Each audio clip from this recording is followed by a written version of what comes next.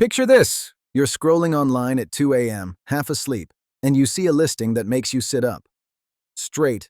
A Chinese female robot, starting around $2,000. Not a toy. Not a cartoon. A life-size, human-looking robot that can talk back, remember you, and even mirror your mood. And here's the part that feels illegal to say out loud. It's not 20 grand. It's not 100 grand. It's the price of a mid-range laptop or a used car payment plan. So what is this thing? Is it a real humanoid like the ones you see boxing in those robot clips? Or is this just marketing with a pretty face? In this episode, the real product behind the $2,000 Chinese female robot hype. What you actually get for that price and what you absolutely do not. The AI brain inside it and why it's basically ChatGPT with a body. And the uncomfortable question, are we building companions or training wheels for loneliness? Yay or nay? Let's get it.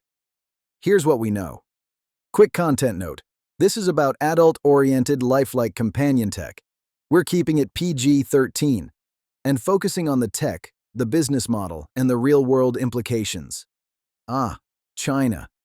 The land of manufacturing at scale, and headlines that make you double-check your bank account. All right, quick context, because the internet loves to blur words. When most people hear robot, they imagine a walking humanoid, something that can stand up, walk across the room, open a door, and maybe steal your job. But the $2,000 Chinese female robot people are talking about is a different category. It's part of the lifelike companion doll industry, adult-oriented, yes, but increasingly powered by real AI. One of the clearest real-world examples comes from reporting on WMDoll, based in Zhongshan, Guangdong, and its MetaBox series. The reporting describes an initial batch released overseas. That sold out at about $1,600 to $2,000 per unit, with higher-end models listed around $3,000. It also describes AI-enhanced features like talking, emotion mimicry, and multi-day conversations using internal sensors and a language model. So today we're going inside that reality. No fan fiction, no breathless, this changes everything with zero details. Just the specs, the tech, the business model, and what this means in 2025 and beyond. Moving on. Segment 1. What you actually get for around $2,000. Let's start with the big myth. For $2,000, you're not buying a walking humanoid. You're not buying a Unitree G1. You're not buying a Tesla Optimus. You're not buying a robot that's going to fold laundry while you watch Netflix. What you're getting, at least in this product category, is a life-size human-shaped body built. For realism, soft exterior materials like silicone or thermoplastic elastomer TPE. A metal skeleton/frame inside so it can hold poses. A head system that can speak, respond, and run personality modes. And sensors that turn it from silent mannequin into interactive companion. And that skeleton and soft skin construction isn't a rumor. Reporting on this space has explicitly described next-gen models as still built around metal skeletons with silicone or TPE exteriors, with newer AI modules layered on top. Now, the MetaBox series is described as going further than basic talking. The reporting says the dolls can talk, identify and mimic emotions, and respond to touch via sensors. It also says there are multiple models, 6 female and 2 male, designed as archetypes or professions like secretary, doctor, nurse, teacher, police officer, business person, and you can choose from 8 personalities and voices. Let me translate that into normal language. You're buying a customizable companion character with a physical body attached. And yes, it sounds like a Black Mirror episode, but it's also just consumer tech now. Now here's where it gets really interesting. Segment 2. The AI brain. It's a cloud-powered companion. This is the moment people underestimate, because the physical body is one thing. The real leap is the brain. To get the full range of AI interactive functions, reporting says users need to pay a subscription fee starting at $100 for the first year. So you're not just buying a doll. You're buying a subscription robot companion. How do you like them apples, folks? And there's another detail that matters a lot.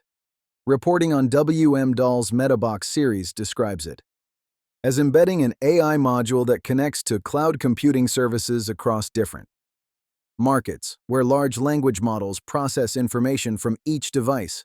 It also describes WMDoll adopting open-source LLMs, including Meta's LLaMA models. Translation: the conversation isn't just happening on a tiny chip inside the head. A lot of it is cloud-powered, so the experience can improve over time. New voices, better responses, more memory. But it also means there's an always-on pipeline between you and a server somewhere. And that brings up the big question. Do you want a robot that gets smarter, if it also means it stays connected? Because once there's a microphone and a network connection, privacy becomes complicated. We'll come back to that. Segment 3. The human part. Emotions, personalities, and language. Now let's talk about why people keep saying it's basically human. Because if you only look at the body, it's just a very realistic mannequin. The human illusion comes from interaction. The reporting describes these models as able to talk, identify and mimic emotions, carry multi-day conversations, and respond to touch using internal sensors. It also gives a specific number, 32 wireless sensors inside. 32. That's not one button on the back of the head. That's an internal sensing system designed to make the interaction feel responsive. It also describes the dolls supporting conversations in multiple languages: English, German, Japanese, Korean, French, and Spanish. So imagine this in practice. You say, "Hey." It replies. You talk for a while. It references something you said yesterday. It shifts tone based on how you sound. And it's packaged inside a face that looks human enough to trigger your brain's social reflex. That's the whole trick. Because humans don't bond with metal. We bond with signals, voice, timing, attention, reaction. And if a product can simulate those signals convincingly, your brain does the rest. Now, is that basically human? Number. And yes. And that's why it's such a big deal. Because it's not about replacing a person. It's about replacing the feeling of being alone. For a moment. Segment 3.5. What's coming next? Movement, emotional AI, and the road to real humanoids. Now, if you're thinking, okay, but when do these go from talking to actually moving like a person? That's the next escalation. Reporting in 2024 described another Shenzhen-based manufacturer, Starperry Technology, training its own large language model to enhance these kinds of products. It also quoted the CEO saying they were developing a next-generation model designed to interact through both voice and physical responses, and he admitted that creating realistic human interaction is technically hard. Simple dialogue is easy. Interactive responses are the challenge. And that's the real roadmap for 2026 and beyond. Step 1. Voice and conversation that feels natural. Step 2. Sensors that ground the conversation in physical reality. Step 3. Limited movement, small gestures, facial motion, eye contact, head turns. Step 4. Full body mobility, which is the expensive part. So if you're looking at a $2,000 robot and expecting it to stand up and walk, that's not where the market is yet. But here's why this still matters. The AI layer is transferable. Once companies get good at personality tuning, memory, emotional mirroring, and conversational flow, they can put that same brain into other bodies: service robots, elder care assistants, retail greeters, even humanoids designed for work.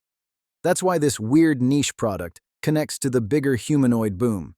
Because the body is the hardware, the personality is the software, and software scales. Moving on. Segment 4. Why China can sell this for $2,000. Here's the part people miss. The reason a lot of this is coming out of China isn't magic. It's manufacturing. China already dominates global production of consumer electronics. And the lifelike doll industry has been building high-volume supply chains for materials, molds, internal skeletons, and customization for years. Now you bolt on an AI module, sensors, microphones/speakers, and a subscription-based software layer. Suddenly, a product category that used to be static becomes smart, and there's also a massive commercial incentive here. Reporting citing Media research says, China's adult toy market exceeded 130 billion yuan in 2023 and was expected to nearly double. And reporting in early 2025 described WMDoll expecting a 30% jump in sales after integrating generative AI models because the products become more responsive and interactive. So the business logic is obvious. If AI makes it feel more alive, people pay more, or they pay recurring subscription fees, or both. And the price point matters because it changes who can access it. A $175,000 robot girlfriend is a novelty for the ultra-rich. A $1,600 to $2,000 AI-enabled companion is mainstream in a lot of countries. That's when the cultural impact starts. Segment 5. What it can't do and what the internet won't tell you. Now let's bring this back down to earth, because there's a reason these headlines are so clickbaity. $2,000 female robot makes you imagine a walking android, but the reality is more like a highly realistic body, plus an AI voice and sensor layer. So here are the limits you need to understand. It's not walking around your house doing chores. It's not making you dinner. It's not driving your car. It's not sentient, no matter how poetic the marketing gets. It's a system, a character simulator, a conversation engine with a face. And like any LLM-powered system, it can hallucinate. It can say things that sound confident and are completely wrong. It can mirror your mood in a way that feels supportive or feels uncanny. And even the emotion part is not what people think. When companies say, identify and mimic emotions, that often means it detects patterns in your voice or words, labels a mood category, and chooses a response. Style. That's still powerful. But it's not human empathy. It's a prediction engine. Now let me ask you, would you rather have a robot that admits it's a machine, or a robot that pretends it has feelings? Because the second option is where people start getting emotionally tangled. Segment 6. The real reveal. This is a subscription companion industry. Here's the biggest, what they revealed is crazy detail in this whole story. The future of these products is not just hardware, it's recurring revenue. Again, reporting describes a subscription fee starting at $100 for the first year for full AI, interactive functions. So the price tag you see is not the real total cost. It's the entry fee, just like phones. You buy the device, then you pay the ecosystem. And once that model is normalized, companies have an incentive to do what every subscription company does. Keep you engaged, more personality modes, more memory, more voice upgrades, more features locked behind the next tier. And when the product is designed to feel like a companion, that engagement loop gets psychologically intense. This is the moment where the line between device and relationship simulation gets blurry. And that's why people are paying attention. Segment 7. Ethics, privacy, and the loneliness question. All right, Blade Runner moment. Let's talk about what this does to people. A key idea in the reporting is that AI gives these products emotional value, not just basic interaction, but companionship simulation. Now, I'm not here to moralize your life, I'm here to report the trend. But you can't talk about AI companions without talking about loneliness, a machine that always responds, always listens, never judges, never argues, never leaves. For some people, that's comfort. For others, it's a trap. And then there's privacy. If an AI module is cloud-connected, what's being transmitted? Voice snippets, interaction logs, preference settings, sensor events? Companies will say they protect data. And maybe they do. But as a general rule, if it's connected, it's collectible. So if you're thinking, this is basically human, remember, humans don't come with firmware updates. Now, does this mean it's all bad? There are real potential use cases here that aren't just adult products. Companionship tech for the elderly. Training tools for social anxiety. Language practice with an embodied tutor. Therapeutic simulation tools. But this specific market is moving fast because it sells. And fast markets often outrun regulations. So what do you guys think? Is this the future of companionship, or is it the future of people opting out of real relationships? Let us know in the comments. So here's the takeaway. Yes, There's credible reporting that you can buy a Chinese female robot in that $1,600 to $2,000 range in this AI-enhanced companion doll category, and that early batches sold out. Overseas. And no, it's not a walking humanoid. It's a lifelike body plus an AI module, sensors, and a subscription layer. But the reason this is a big story is simple. Price changes everything. When human-like interaction becomes a consumer product at a few $1,000s, we're not in sci-fi anymore. We're in the early market phase. Now I want to hear from you. Would you ever buy something like this? Would you be creeped out? Or do you think this is just the next evolution of AI assistants, like Siri, but with a face? Drop your take in the comments. There's more, but we're out of time. So like the video, subscribe to the channel, and click that bell, because this entire embodied AI companion space is accelerating fast, and we've got our eyes on the prize. Stay tuned for more.